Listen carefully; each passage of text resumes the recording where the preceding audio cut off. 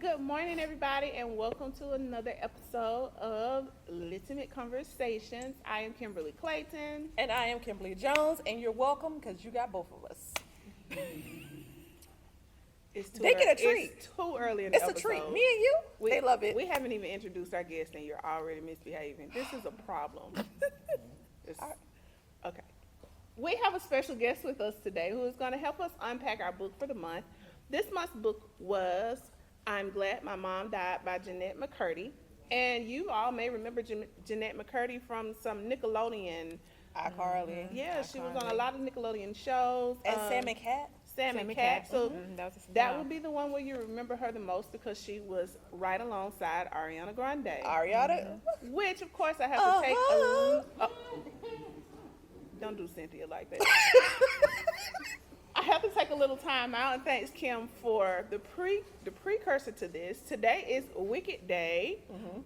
So Wicked for Good comes out today, and if you did not know, Wicked is a series of books. So shameless plug for the library. Come and check out any of Gregory Maguire's copies of the Wicked series, with the most recent one being Elfie, which gives us the backstory of Elphaba.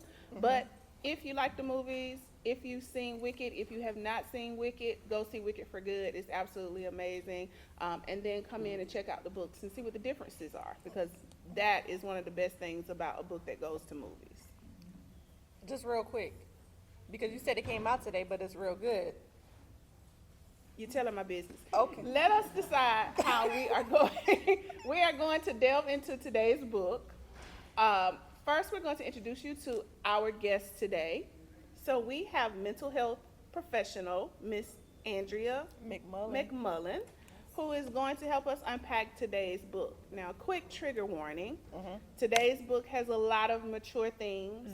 We're going to talk about sexual assault, sexual exploitation, eating disorders, suicidal things. So if you have children or teens that you would not like to know about these types of things, please turn off the podcast now and wait until you can watch on your own. Come back and watch it. Alone. Okay.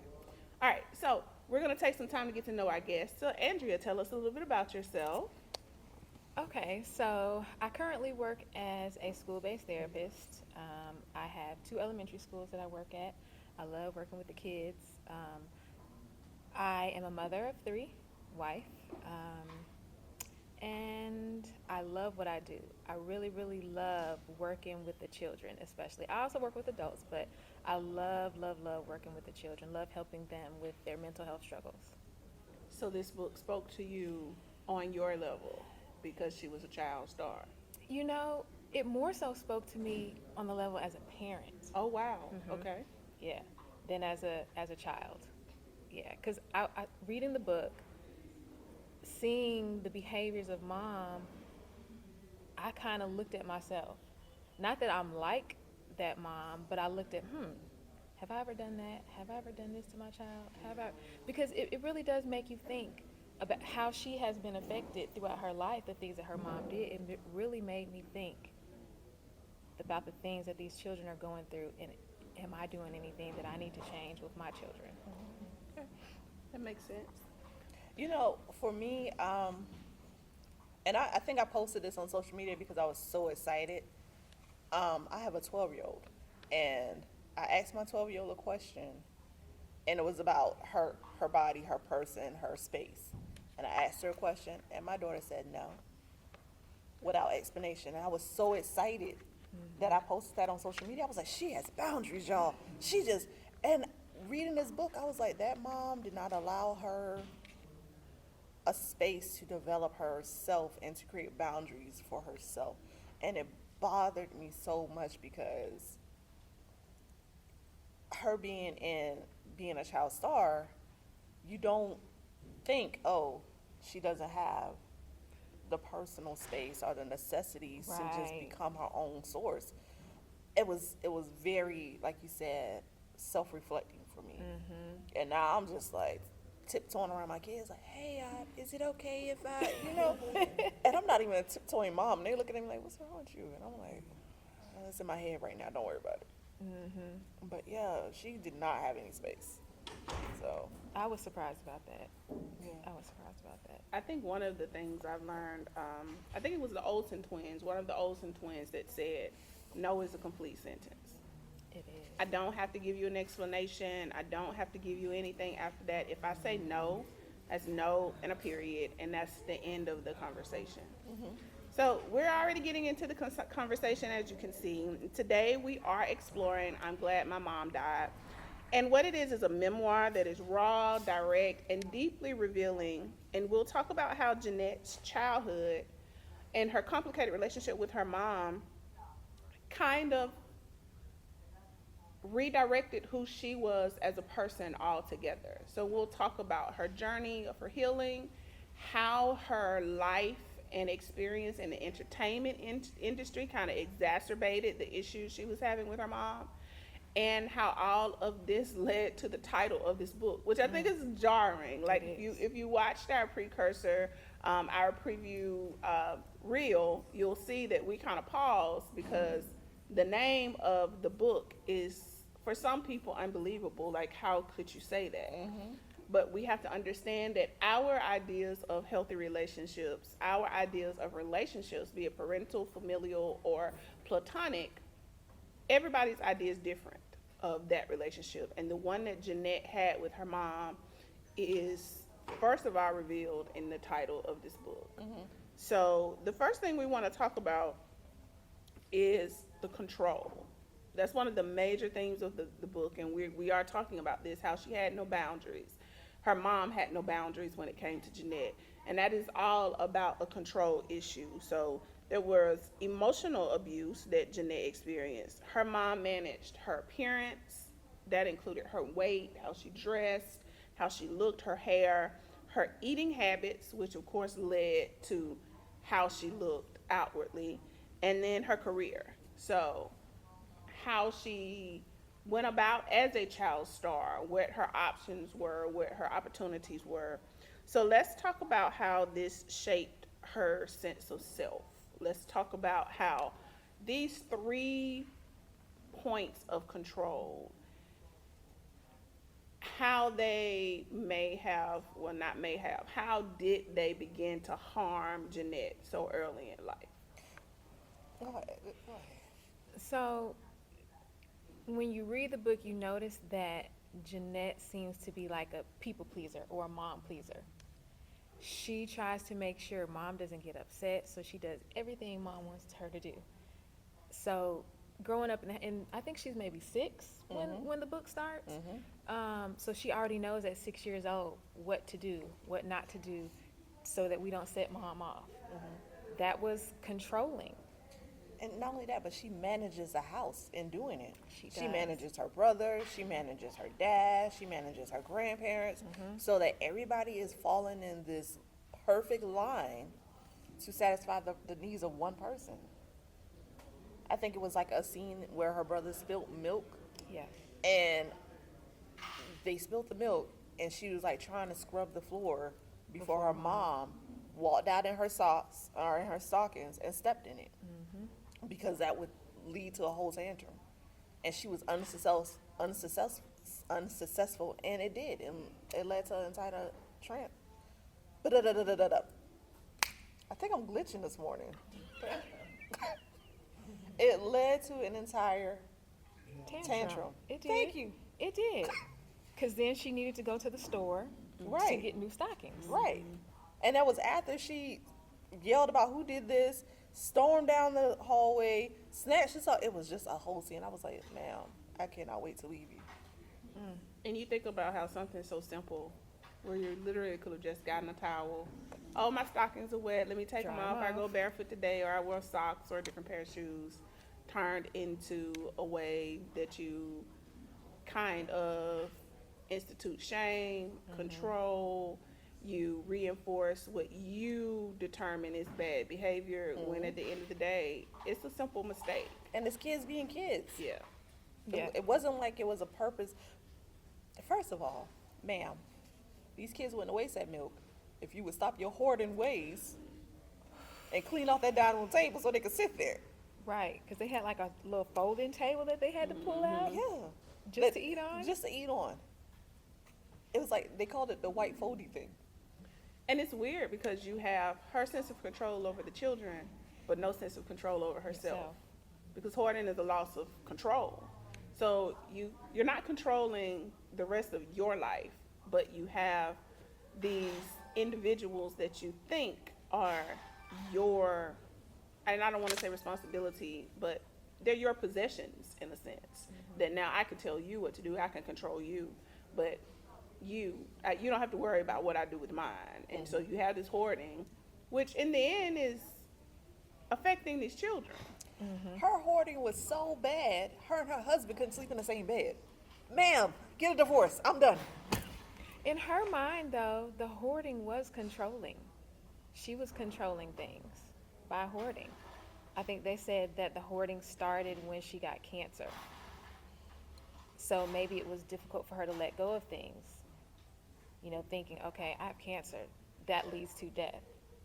So maybe, just maybe, the hoarding was a way of her to kind of control things and think about staying alive.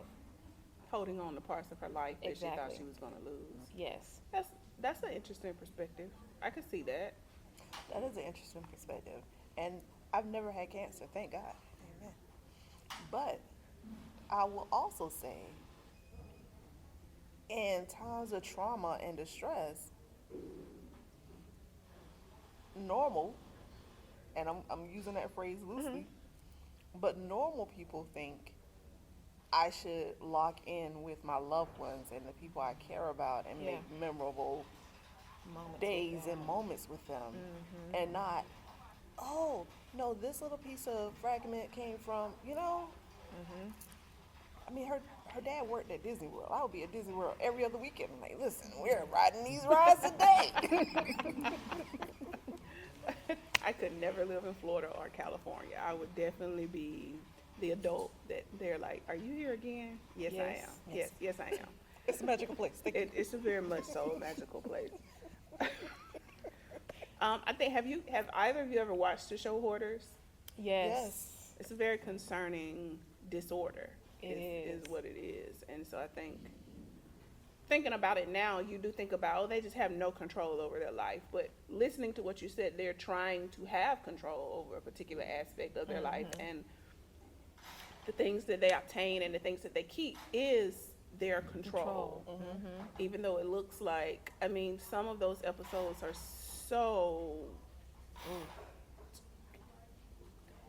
you want to say out of control, but you don't want to be insensitive, but there's a lot going on. And then you always find out there is, like you said, hers was cancer, being diagnosed with cancer.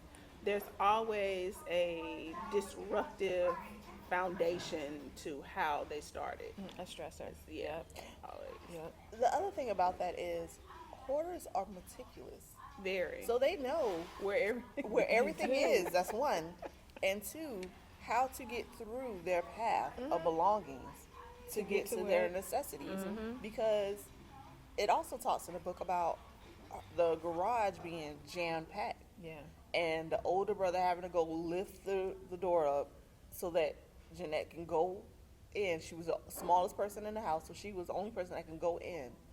And they knew where everything was because their mom was so meticulous about putting things certain ways. So there was a path that would get them to, okay. So she could go get the thing that she needed to get out of whatever. So, and when you watch it on like shows and stuff like that, you see they're not completely gone. They're not. No. And they know when you can, they'll tell you sometimes when you're watching them clean, they'll say you took, and they can name, where is it? They'll ask you where it is. And being a person who, I was nowhere near a hoarder, but of course I was a junkie teenager and in my room, and my mom would be like, come in and clean this room, you can't find anything. And I'll be like, I know exactly where that is, because you have like your organized mess. And I think, if you think about it to the extreme, hoarding is an organized mess. And they know where their things are. You move one thing, I know I put that there, I put it there because there's a method behind the madness for them. Most of them. I'm not going to say all of them. But, her in the garage and her in the house and things like that, and her reasoning, there's probably it was probably methodical for her on how, where, when everything was, when she got it, why she got it. So, But I want to say that, and we're going to go back to the fact of boundaries. She talks in her book about when she caught up with paying the bills for the household, and she was able to make her own first big purchase for something for her. She went and got her a bunk bed because she wanted to sleep in a bed. So she went and got a bunk bed, and she wanted to sleep on the top bunk. But her mom talked her out of it because, like, oh, I don't want you to hurt yourself, your face, such. And her mom ended up putting things on top of the top bunk. And then she slowly starts going back into the living room on the floor on her mat because her mom took over the bottom bunk. Yeah. And I was like, She couldn't even enjoy her own purchase she couldn't even enjoy her own purchase. because of mom's hoarding or control. so from a clinical perspective, Andrea, what are some of the signs of like emotional control, different forms of emotional control or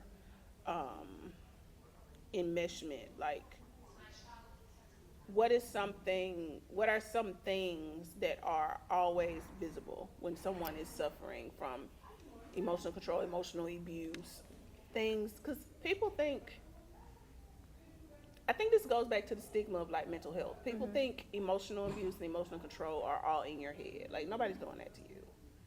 You feel that way. That's how you feel, and it kind of invalidates your feelings. But understanding that it is indeed a real form of control, manipulation, things like that. How do we as lay people, what are some of the signs that we can recognize? So the first one we already discussed, that I would mention, at least for Jeanette, she wanted to make sure that mom was always happy. So, people pleaser. Sometimes we see, we all know somebody who's a people pleaser. Why are they always wanting to make sure that everybody is good? And sometimes ignoring themselves in that. Sometimes people can get real quiet. They don't really interact with others. Sometimes people regress in things that they know. Sometimes they are no longer engaging in activities that they really enjoy doing. So those are some things that you can look out for. Then there are other ways that, thinking about children, there are other ways. Sometimes they might engage in undesired behaviors, like at school. They're acting out in class, or they're being disruptive, or they are not listening to their teacher, not following the rules, getting sent to the office all the time. So there's all kind of signs, different for everyone. Not everyone won't have the same signs, but those are some of the things that we can look at, that maybe somebody's going through trauma or some abuse at home. So my question is, it talks in the book about her developing an eating disorder, but she was unaware that she had an eating disorder. And so one of the ladies at the church ran to her mother's car and said, hey, listen, she is frail. She needs to eat. Are you having troubles at home? And then right after that, she went to the doctor for a checkup, and the doctor was like, yes, I need to talk to you outside. And she could hear them talking, and they said that she was anorexic. Yeah. So she didn't know what that word meant, and her mom just like blew it off. And then when she got older, she realized that, she was not allowed to eat enough. But she wanted to make her mom happy, so she continued not to eat enough. And there was a particular weight at one point in time, like that she was aiming for. 58 or 59, it was something like that. Something like that. It was a low number for her to have been the age that she was, but there was a number. And I remember, I think her mom was in the hospital. It was close to when her mom, and she got to that number. Yeah. Yeah. And she was, even in that age, even where she was, having matured, it was like, I did this. I did what you needed me to do. and mom said something off cuff, and it was kind of like deflating, but still understanding that she was extremely unhealthy at this unhealthy at this number. She did it for mom, still people pleasing, and mom still wasn't satisfied. Yeah. We always want approval of our parents. We want mom to approve of us. We want dad to approve of us. Abused children feel the same. They always want their parents to look at them in a positive light. They want to please their parents. It doesn't matter if you've been abused or not. You still want that. I felt really sad for her while reading this book. And I have children in the age bracket that watched iCarly. And wait a minute, iCarly came out in the early 2000s.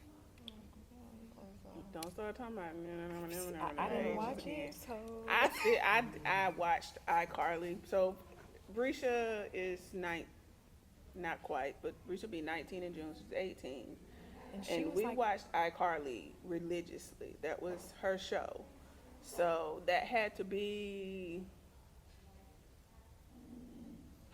I'm gonna say 2015, 2016. Okay. Because I was like, was I watching it on my own, or was these kids in front of me watching Well, it? I'm not gonna lie. I watched it on my own. I watched Cat and Sam on my own too. Oh, I love me some Cat and Sam. That was Very great. similar to watching Bluey. Like Brisha's 18 and she watches Bluey. My child is a freshman in college, and I call her often. And I'm like, "What are you doing?" "Watching Bluey."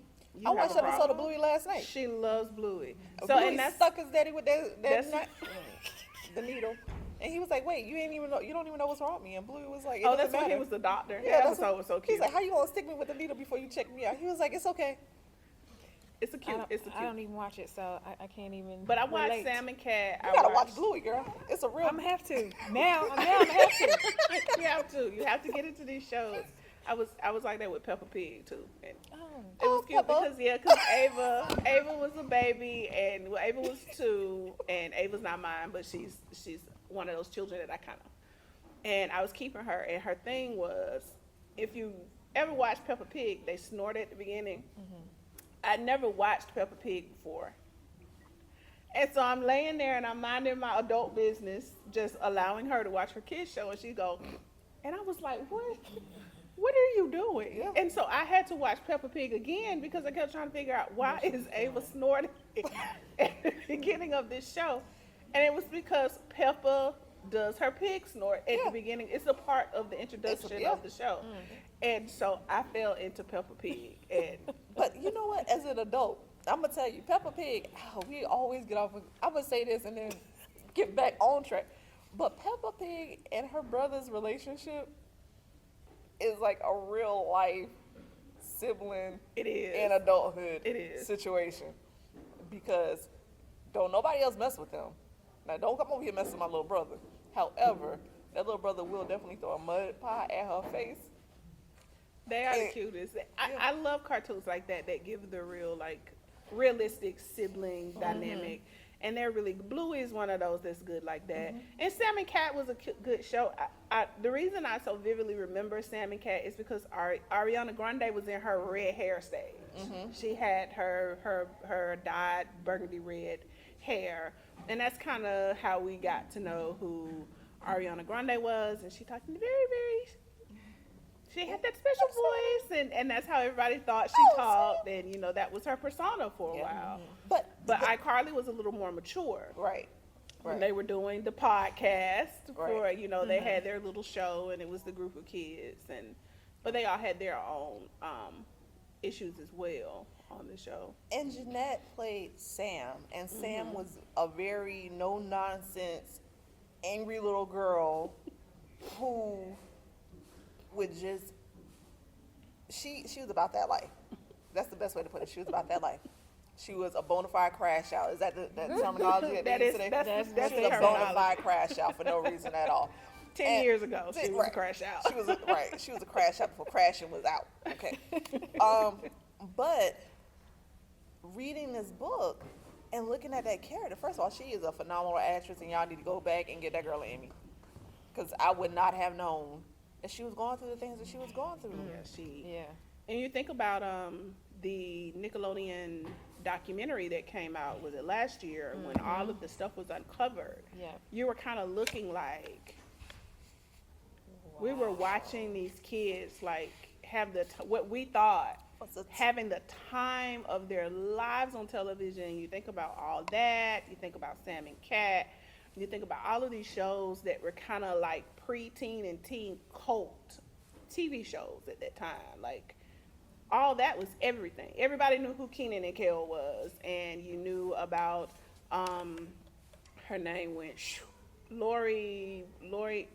Oh gosh, I can't remember her name, but she was on all that too. Miranda, the girl who played Miranda. She was the one that played the librarian. Remember we were talking about the librarian Saturday with Troy, and not Amanda Bynes, Lori Beth. Oh my gosh. No, but her name on the show is Miranda, right? No. Oh, No. well, She was the dark-haired one, really funny one. She also played on the Steve Harvey Show. we I know think who you're somebody talking just Okay, about. don't know her her name name. will not. I am so sorry. In my Kiki Palmer voice, sorry to that Can lady. somebody in the audience please find her name? Someone in the audience, 'cause we will not move on until it's done. Because we're going to. Her name will not. But you think about how all of them came back for that documentary, and they were sharing. Lori Beth, it was right. Okay, what's her last name? Denberg. That's it. Lori Beth Denberg. Thank you, audience member. Thank you. Thank you, Jordan.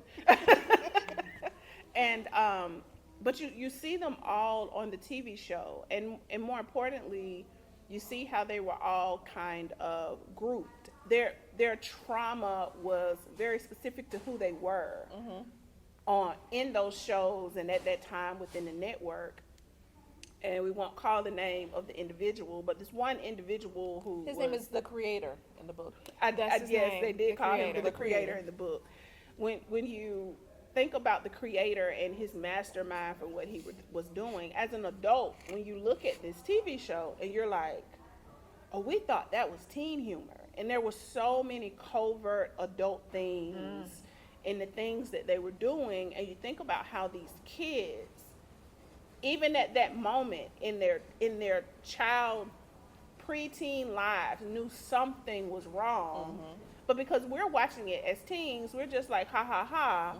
But even they knew, we're like, why are we doing this? And so the sexual exploitation, you can start to see how not just her mom, but there were other adults in her life that very much so took advantage of who she was, what she was striving for. And I think that was a point too. It's very reminiscent of a lot of stars that you see now who are getting in trouble. If you want to get to this place, then this is what you need to do for me. It's not I can do this for you. It's that if you want to get to where you want to get, there's some things that you got to do for me. And as an adult, that's just a dangerous, and I don't want to say an unfair point of control. And she had that in so many different aspects of her life. Right. So as we're talking about this lack of boundary, people pleasing, perfectionism, the eating disorders, and watching her go to child stardom and having to grow up through all of that, what are some of the long-term effects of her growing up with these unhealthy systems of control, but also these unhealthy lack of boundaries that she had? That's a good question. Because, yeah, please answer. So, I mean, we can see how it has affected her long term, and she's never had a successful relationship. She is getting into these relationships with these older men who she's having to serve as opposed to them serving each other. Her relationship with food continues through adulthood. And I think that's one of the hardest things for her, trying to get control over her view of food. I think at one point she was sitting in front of a plate of spaghetti, And she was just thinking about all these things. Oh, if I eat this, my face is going to start to swell. My mom talked about my face starting to swell. Like, she couldn't even sit and enjoy. I love food. I like to eat, you know. She can't even sit and enjoy Food loves me back. a plate of spaghetti. Like, it's really sad. It's really sad. The house that she bought. She thought, oh, you know, I'm supposed to buy a house. You know, this is a good investment. But she hated every minute of it. But she hung on to that house. Why? Most people, if you're living in a household that is not serving you, you're like, okay, you know what? I need to get rid of this. I need to let it go. But she didn't. She held on to it because she felt that was what she was supposed to do. She's used to being in relationships with things that are controlling her, with things that people say she needs, as opposed to doing what she feels or what is healthy for her. So by the time I got done reading this book, I was thinking to myself, I want her to be healthy and be okay. And I don't know if it's the girl in me, or if it's the mom in me, or if it's I don't know what part of me is more sad and wanting her to be better and healthier. But there's a huge part of me that's just like, dang, Jeanette, if I could just, Jeanette, if you ever see this, I want you to be healthy and I want you to be happy. You deserve everything that makes you that. Every single thing that makes you healthy and happy. And you deserve to be loved the way you want to be loved and the way you need to be loved, because you have done enough for everybody else. And I just wanted to tell you that. I don't know if you're ever going to see this, but if you do, just know that somebody somewhere is rooting for you. Okay. Yeah. I just need to tell her that. I feel bad for her. I had to get I think, you know, like as a parent of a child who grew up with her own trauma, not because of me, grew up with her own trauma. We'll let the therapist be the judge of that. No. You know, we've had healthy conflicts as like parent and teenager, where she's coming into her own, and I'm a little bullheaded, and of course, as I've parented her, she's bullheaded as well. And it's kind of like you get to the point to where you're like, okay, how much do I want to let you have without it turning into disrespect? And paying attention to this book, kind of understanding that, or making me think, am I doing it the right way? And I remember my mom told me, and I'm an only child, and I remember my mom said, everything that I did for you was an experiment. And that's what parenting is, So especially when you're the first. Huh? So you 6'2". What do I mean? Stitch. You know.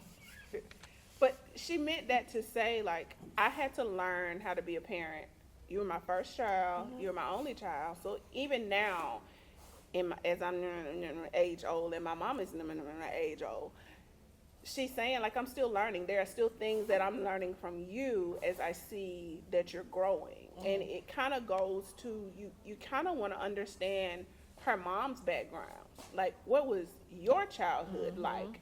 Because why was this okay? Why did you think that what you were doing to your child was acceptable, regardless of the aspirations that you had for her or where you wanted her future to go?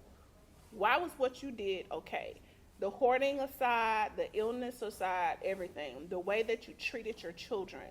Because you often hear parents say, I want my child to outdo me. And that's often the aspiration. Taking apart the fact that she became a child star, you damaged her in the process. So did she really outdo you? Did she really do better than you did under the circumstances that you got her to this point? And understanding that Jeanette never wanted to act. This was not what she wanted to do.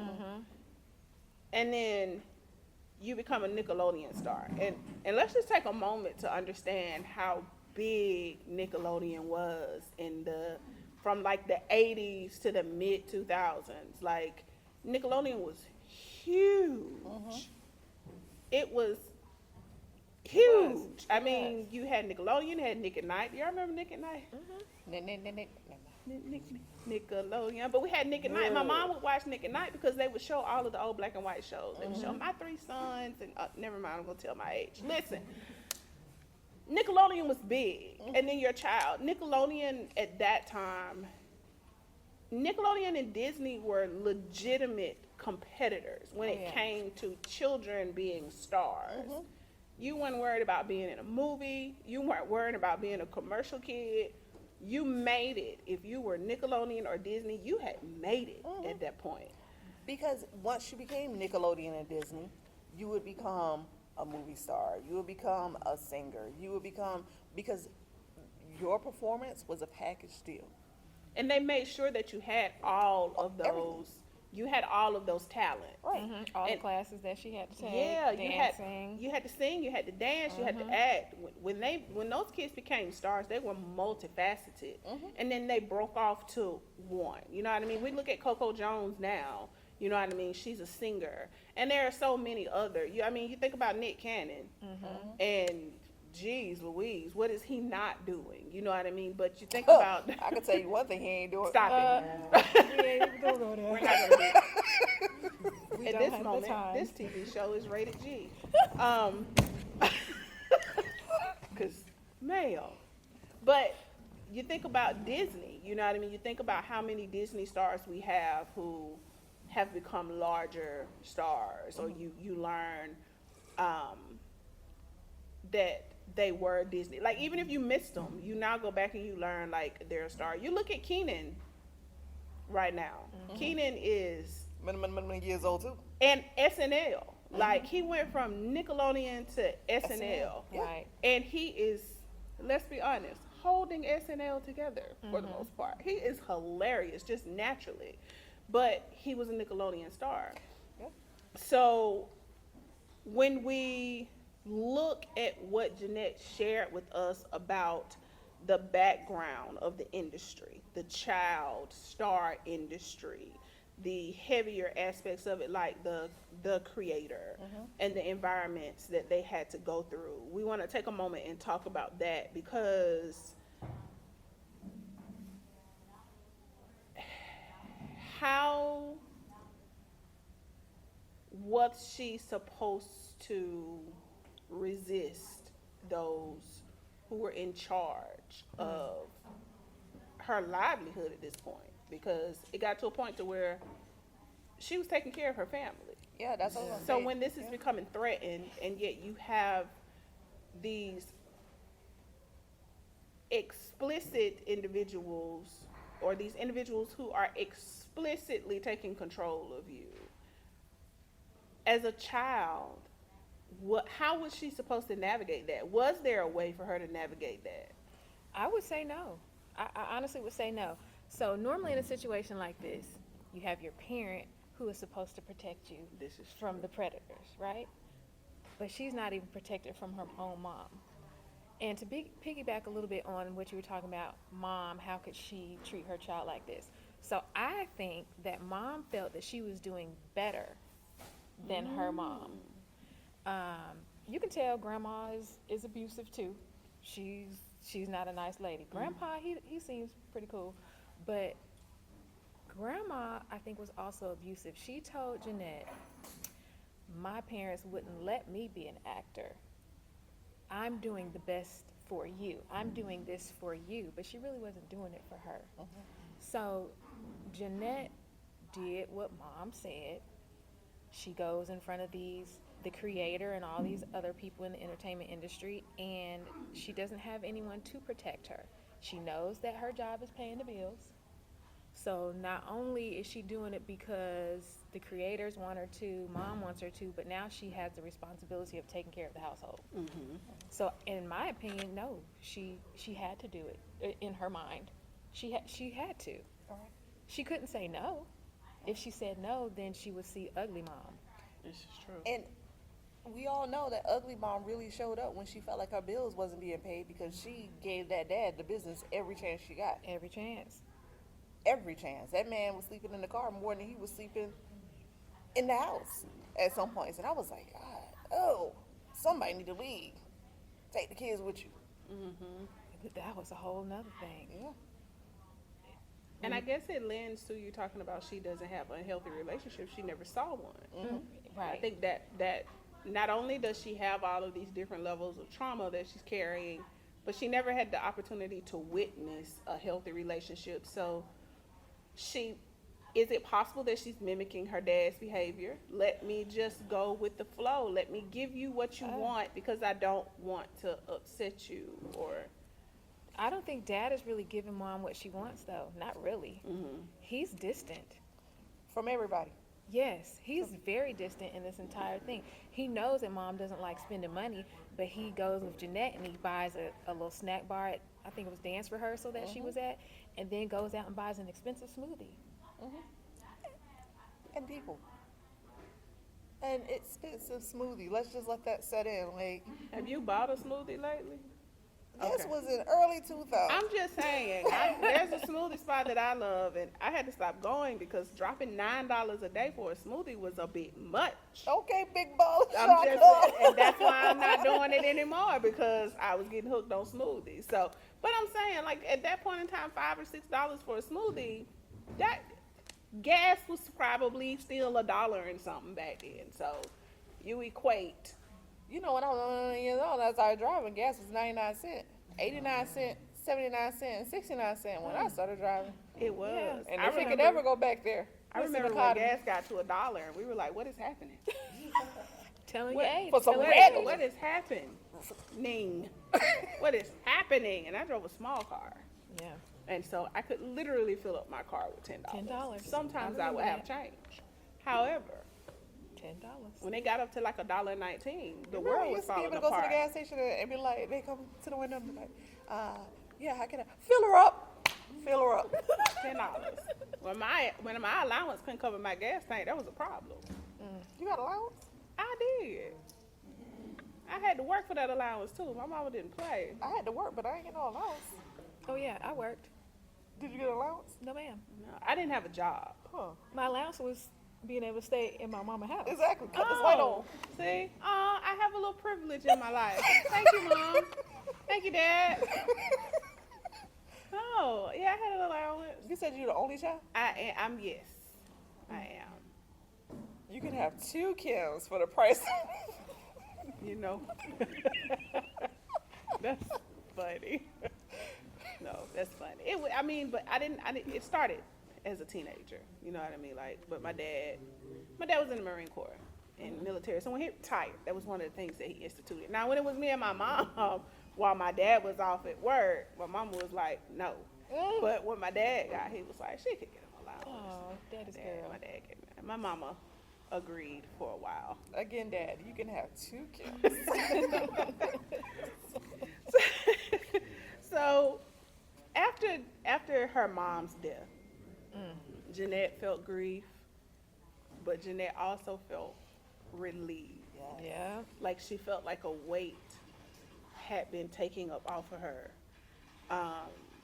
And this is probably the biggest part of the memoir, is her having the battle between I've lost my mom and I've lost my mom. Like balancing the two of, oh my God, my mom's gone. And oh my God, my mom is gone. Like those two, because grief and relief are two very, very different emotions. What do you think about how she navigated those emotions, how she handled them and processed them? I mean, I would say she did the best that she could. When you are abused, think all the different types of abuse there is. You have a parent that passes, and you have to decide, am I allowed to grieve their loss?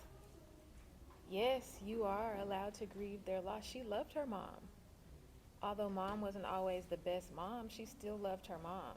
And she's allowed to love her mom. But she was able to, like you said, relief. She was able to get some relief. She could now come to terms with who she is. She can now get a little healing. She can now let go of all of those controlling factors that mom placed on her life. Now I can start to eat like I should. Now I can have healthy boundaries with the people around me. I remember in the book when she got that apartment, and she was like, okay, so mom's gonna spend the night. She spent the night the first night, and then it turned into 2 nights and 3 nights, and then it was their apartment. She couldn't have anything on her own. Now that mom's gone, although she's grieving, she might be a little happy because now she can heal, really heal. I think that goes back to the title of the book. When you read it, you're like, geez, that's insensitive. And then when you get to the end of the book, you're like, I'm glad too. I get it. Yeah, Like, this baby needed some rest. she did. Because she still has, and I guess, from a clinical perspective, there are still parts of her child, and it's not necessarily in her. She still has some childhood traumas that she now has to work through before she can even heal herself as an adult. Yes. What does that look like? Like, she talks about going to therapy and how therapy is so important to overcoming what she had to grow up through. She starts redefining who she is. She starts identifying who she is, what she likes, what she doesn't like, what she wants to happen, what she wants, what she believes. So now that we've gone through this journey with her in this book, if she came to you as a client, what would her recovery look like? Recovery would be long. It wouldn't be short. Therapy is it's not an instant fix. It is something that takes time because she's having to retrain her entire thought process. Everything about her is really her mom. Nothing about her is herself. She didn't want to act. She didn't enjoy it. It stressed her out. It made her feel bad. Everything about her is her mom. So now she's having to understand herself. So she's going to have to process every bit of her childhood. Taking baths, her mom showering her up until she was a teenager with her brother there. Who do you know who does that? Who does that? I've never heard of such a thing. Because she couldn't shampoo her hair correctly. Everything about her is her mom idea of what Jeanette should be. So now Jeanette is having to learn who she is, and that's going to take some time. That's not an overnight thing. It's going to take years of undoing. Imagine how old was she when she passed? An adult at this point. So all of those years, 20-something years, she has to undo all of that. She was an adult weighing 89 pounds. Yeah. She 89 was pounds. 11 wearing size 7. Right. And then another thing I want to tap on, when she started her Menzies, her mom went to go get the school teacher and was like, I just need to let them know why you're running a little late. Her mom went through the studio and told every single person what was going on that day. And it just stripped her of any sense of dignity that she could have had during that moment as a female. Like, so everybody has to know that I'm starting my, that was so sad to me. I was like, ooh, baby. Yeah. Having to recover from codependency, emotional control, just full control of her life.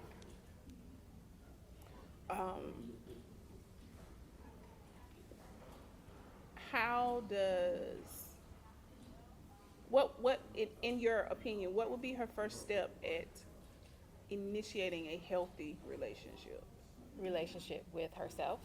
Well, with herself or with a person romantic. You heard that question she just asked? I need an answer to this. I would say she should not be in a romantic relationship at all. At all, because now she's taking the focus off of herself and the focus is now on the relationship. How is she going to heal herself if she's in this relationship? Because what we tend to do is when we're in relationships, we focus all of our attention on making sure that this relationship is healthy, making sure that we are providing them with what they need. I want to make sure I'm a good mate for that person, but then we're no longer focusing on ourselves, and she needs to focus solely on herself. Nobody else. And that's why her relationships were not successful, I think. That makes sense. If I start being selfish, it's because the therapist told me I needed to be. Sometimes, Yeah, yes, so ma'am. being selfish is not always a bad thing. No. Though, especially when it comes to taking care of who you are. If you're always taking care of everybody else and you've never taken care of yourself, and not just you've never taken care of yourself, but the other people around you have never taken care of you, yes, you absolutely have the right to be selfish. I remember the first time a therapist explained codependency to me, and I was like, yeah, okay, yeah, all of that. You definitely begin to hinge your happiness on everyone else's happiness or making sure they're taken care of. And so it's a very unhealthy state of mind because you can't function at the height of where you need to function because you're always basing what you feel on how somebody else's feel, how somebody else feels. And I was just wondering, like, Jeanette, is she going to understand? If her therapist, if she has the right therapist, she will understand that. So, in your profession, as we begin to close out our discussion, what do you think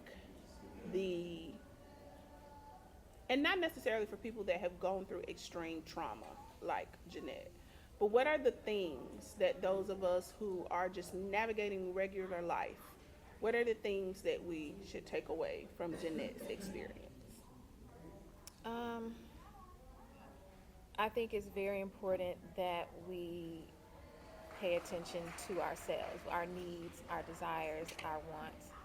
Not saying that we cannot care about the people around us, but we have to evaluate the people that are around us. What is their purpose? What is their goal? What is their aim? What are they trying to get from this relationship? And we're smart enough to know whether someone is in the relationship or someone around us is there because they want something from us or they want to give into our lives. People that we consider friends, it should be a give and take relationship. It should be give and take. If I'm always giving and giving and giving and they're never giving, that's not the people that we should be surrounding ourselves by. Very one-sided situation. We should never be in a one-sided situation. And I think the last question that I have, which I guess is a very subjective question, is there even a true, or I don't want to say true, but an ideal definition of good parenting? We hear so much That's about tough. bad parenting, right? We can identify bad parenting. I don't think I got to write something in this cup for that answer. I think it just is respect. I think it's respect all the way around. When it comes to as me as a parent, I want to make sure that I respect my children. I have 3 children. I want to make sure I respect all 3 of them. And I want to make sure that I show them love. If I'm showing them love, I'm showing them respect. They're showing me love. They're learning how to show love through me. They're learning how to show respect. I think that's good parenting. If we're walking in love, it should be, as best as we can. We are learning as we go. So nobody's going to be a perfect parent. But if we're walking in love and we're respecting each other, I would say that that's good parenting.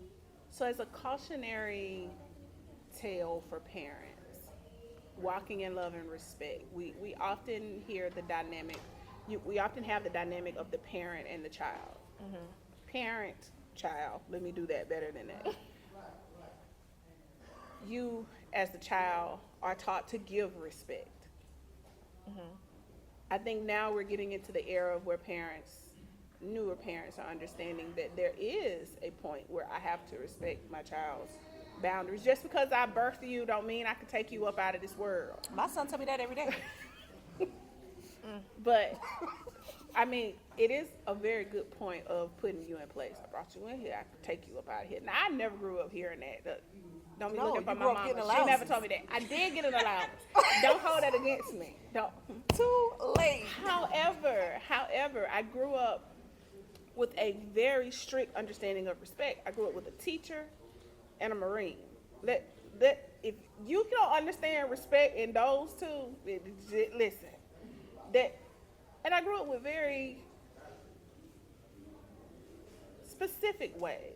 Like, for instance, one of the things that always stood out to me is my dad didn't allow me to call him sir. And people find that to be so odd. My dad was in the Marine Corps. His soldiers, his fellow Marines, referred to him as sir. I was not allowed to call him sir Because you were his child. I because I like was that. his child. And so that was a different level of respect for him. Whereas I think it was more of a level of submission, because there is a point of submission when you're in the military, right? And so he did not allow me to call him sir, and he would correct me. Now, yes and no for him. Yes, ma'am, no, ma'am, because I'm Southern raised, for my mama and all the other women. But my dad, sir, was not. And now I say sir, and it's a reflex, right? And every time I do it, he pauses. He doesn't correct me, but he catches himself. My dad's been retired like 20 years. But I can tell that, and sometimes I'll be like, I'm sorry, Daddy. Yes. You know what I mean? Because I know that's a point for him. But understanding that there are specific dynamics of respect for parents, how do parents begin to identify how and what respect looks like from them to their children? Every parent is different. Every household is different. So there's no one way fits all. In my household, I feel like my children all have their own opinions, and I allow them to voice their opinions. But I also teach them, when you go into different environments, it's not going to be the same as it is at home. So where I may allow my child to ask me a question, they go to school, they can't do that. So they have to understand, okay, at home, if my mom says, well, I need you to do this, I may be allowed to ask a question for clarity purposes. But at school, they can't. I think it's no one size fits all. I can't really, everybody has what they feel is respectful. It's different. Everybody's It's idea different. of respect is different. Yeah, I can't really. No, you're fine. No, that's perfect. And I think that was the answer that we needed. Is we all have our ideas of bad parenting, but parenting is different for everybody, because the children are different. The experiences of the parents are different. The households are different. The experiences of what's going on with the parent at that point in time is different. And stressors, environments, experiences, all of that changes how you navigate what and how you're helping your child grow. So, no, I think that's absolutely amazing. The other thing I want to say about that is, because you also have 3 children, and those personalities are very different.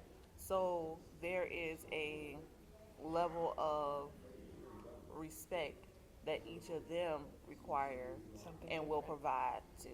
Because for me, I can ask my son, hey, can you do such and such and such and such? And he'll go do it, and then he'll like stand there. And I'm like, what do you? He's like, thank you. Oh, you're welcome. No, you say thank you to me because I did something. It's a whole dynamic between us. Now I just do it to get on his nerves. But my daughters, they'll go and they'll do what I ask them to do, and then they'll come back, and they're like, it's an understood thank you, you're welcome system. But my son, he absolutely needs you to say that to him, because if you don't say it to him, then he'll never do anything else for you again. So I think as a parent, you got to kind of pay attention to what your child is saying is respectful to them You do. in the process. What everybody feels is respect is different. That's true. That's very true. I think this has been a great conversation around Jeanette's book. I think, we learned a lot about Jeanette. What always glitters isn't gold. Right. And I think her story is a true testament to that statement. I think thank you to those of you who joined us in the audience today. We have a couple of questions in the audience if you Yeah, have time. do we have a couple questions? Yeah, you asked the question, what is a good parent? Mm-hmm. I think good parenting is when your child is able to move away from you and still be happy. And still be And what? still be happy. Be happy. Yeah. You want your kids to be happy without you? I bet you they better not. You sound like Jeanette mom now. Okay. Where are the boundaries? We just went through this whole talk They'll be about happy boundaries. when I'm gone too. Because they're gonna get a little tired. I think have either any of you in the audience ever experienced relief and grief? 'Cause I think that's a very complicated feeling. To lose someone but be relieved that they're no longer tied to you. Has anyone ever experienced that? No longer tied to what? Grief. Have you ever felt relief and grief? Yes.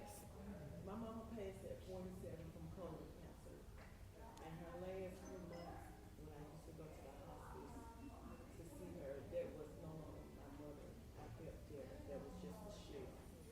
So, you know, my mom never complained. But this particular day, she said she was tired. And my dad left, and when I arrived, she had transitioned. But I wasn't sad because that person that was there was no longer my mother. So I carried her here. I wasn't hurt.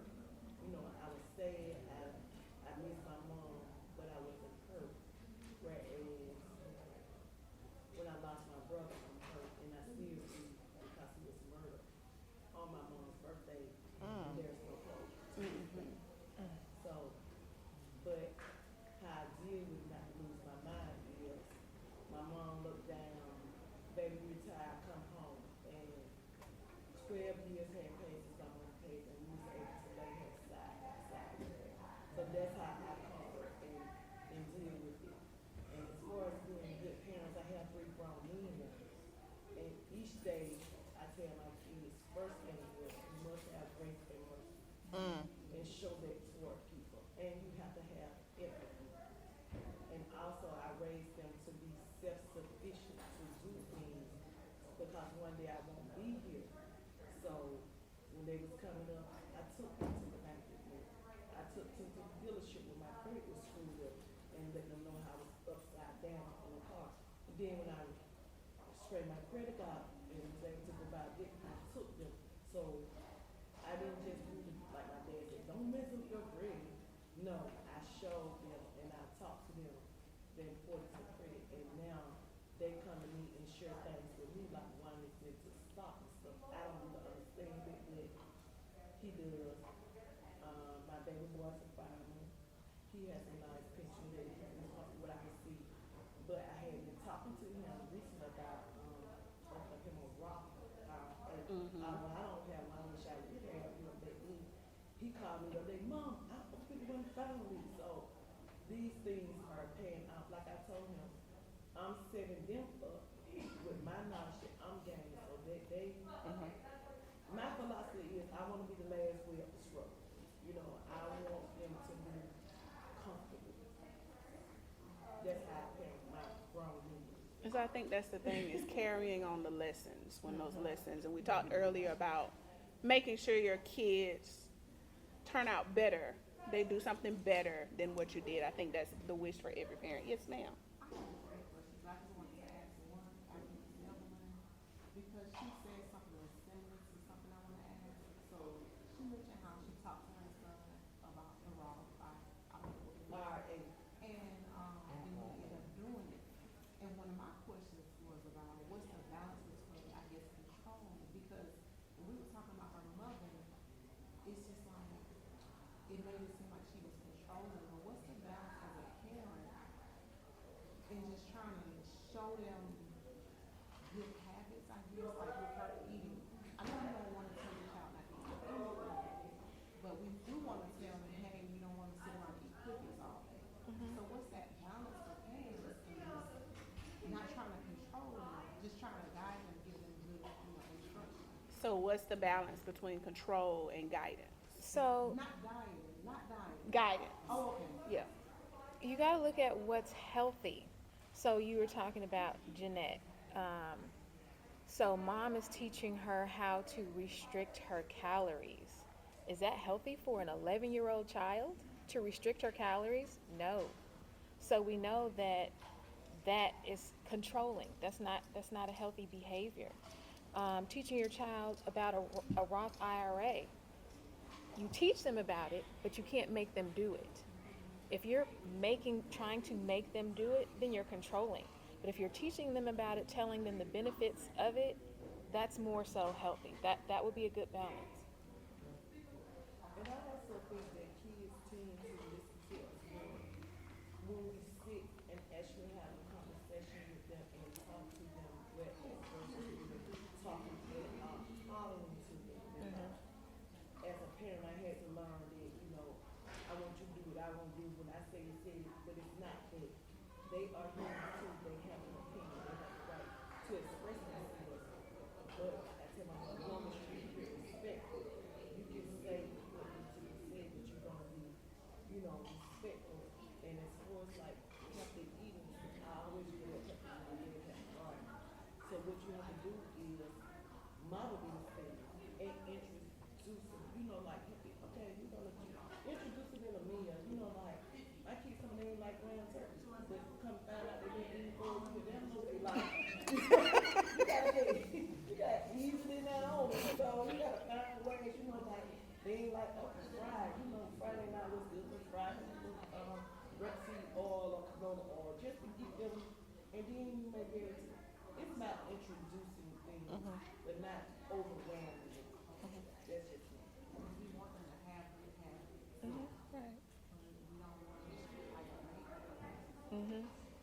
Yeah, you want to lead them, but you don't want to force them. And I think that's kind of what it is. I think there are some lessons that you kind of have to take the reins on and teach. For instance, my daughter didn't want to learn how to cook. And I was like, you're 15, you're getting ready to go to college. One of the things, I remember phrasing it like this. I said, I refuse to raise a child that doesn't know how to feed herself. That was what I said. I said, you will not be going to college burning boiled water. We're not doing that. And so I taught her, we started to learn how to cook by the things that she asked for all the time. So I want tacos. Okay, well, come in the kitchen, let's cook the tacos. And we elevated from there. Let me teach you how to cut up collard greens. She loves mac and cheese. Mac and cheese is a hard recipe. Come learn how to make this mac and cheese. And we began to elevate from there. And so now that she's at college, every week I'm getting a picture of something that she's cooking. And she called me from Walmart the other day and she was like, do I need cornstarch to fry chicken? And I was like, are you in college frying chicken? And she was like, well, my roommates want fried chicken because her roommates don't know how to cook. So this now places her in a position where she gets to share the lessons that we share. So she's like done like crab rangoons, and I didn't teach her how to do that. Because who taught you how to cook crab rangoons? And when you come home for the holidays, you're cooking crab rangoons. I need to learn. Can we also make sure that she getting a little piece of their stipend, because groceries is not cheap, and I'm frying this chicken. But she's cooking, and it was that. I told her, I said, you remember when I couldn't get you to cook? And I sent her to school with seasonings because I said, you're not going to want to go to the calf every day. And so I have a friend who does artisan seasonings, and I bought a big packet, and I sent her to school with my expensive seasonings. And I remember when she got to the dorm and she unpacked it, and she said, you sent Miss Nikki's seasonings with me? And I said, I did. And so she tells her friends, like, don't touch that. That's for this, whatever. So now she's learning, like, these lessons that I learned from my mama are important because I got roommates who got to school and they don't know how to cook anything outside hot dogs. And so not only does it give her a chance to kind of show off, but it gives her a chance to now share wealth. And I think that's one of the important things, too, is that you give your children these lessons that they can continue to pass on in a healthy, productive way. And so I think as we close out this conversation, and we can continue off camera, but we're going to close out the show. We're sorry. This has been a great conversation. The word of the day is grace. I think Jeanette's mom needed to learn some level of grace. But even now in her healing, Jeanette has to learn grace for herself. And so as each of you go and you navigate life, you have to give yourself grace wherever you are. to get to the point to where you want to be. This memoir pushed us to rethink what we call love, because Jeanette's idea of love was one that most of us would not recognize as love. Sacrifice and ambition. It forces us to examine the systems we overlook, like fame. Everybody wants fame, wealth, notoriety. As we see when we navigate the social media world, when we look at influencers, we think about this idea of fame. But are you looking at what's behind those four letters? Yeah, what What it comes costs. with that fame? Parenting norms, and we've had a wonderful conversation about that. And emotional manipulation. If it doesn't feel right, most of the time, there's something wrong. If you enjoyed today's conversation, please share our episode or come next month for our next taping. As we get ready to reveal our next book for the month of December, we're entering the holidays, and it's only apropos that we have a holiday book. Yep. But we found you a holiday mystery. Because I love a good mystery, y'all. I do. And next month we're reading Jane Allen's The Most Wonderful Time. But yeah. And so I know for a fact that is at the Lovejoy branch, and I'm gonna race you to it. But of course, if you can't get it here at any of our Clayton County libraries, because all of our Litimate Conversation fans are checking them out, you can always feel free to ask us to reserve it for you, and we can get it from any Pines library within the state of Georgia. Please check out our website at claytonpl.org for our upcoming events. We've got some wonderful things coming up. If you missed our literary showcase last week, you missed a gem. You did? Also, please tune in for our other podcast, the first podcast we have here, the biggest podcast we have here, Coffee with the Librarian, which is held on the first Monday of the month at 11 o'clock. We do live tapings for that as well. So please stop in on, I can't think about what the first Monday of this month the is. first Monday, December 1st? December 1st. Monday, And December 1st. Can I tell them now? Tell them. So we will have the Atlanta Symphony in the building performing for you guys. Hey! We did that. Nice. Before we leave though, before we check out, Absolutely. tell them where they can follow you. Are you accepting clients? Do you only want to work with the babies? Right now, yes. Right now, I'm just doing school-based therapy. But I am on Instagram. I am Andrea Cobb is my Instagram handle. So you can follow me there. Can they send you questions? Of course. I'm always there to answer questions. There's a limit. Yeah, because after a while, you're going to have to pay me. There you go. That's what I was waiting on. No, Andrea, we have so enjoyed having you here today. Thank you for being our guest this month. This has been an amazing conversation. We appreciate your insight, your expertise, your professionalism. Thank you. I enjoyed it. We had a good time with you. Are you willing to come back? Of course. Absolutely. I would love to come back. Thank you. It was fun. I love that. Thank you so much to those of you who have joined us in the audience, those of you who will watch this episode after the taping. Again, please stay with us. We are enjoying doing this, and we love all of the feedback that we're getting, and we hope to see you next month. So, as the page turns, we can't wait to have another Litimate Conversation with you.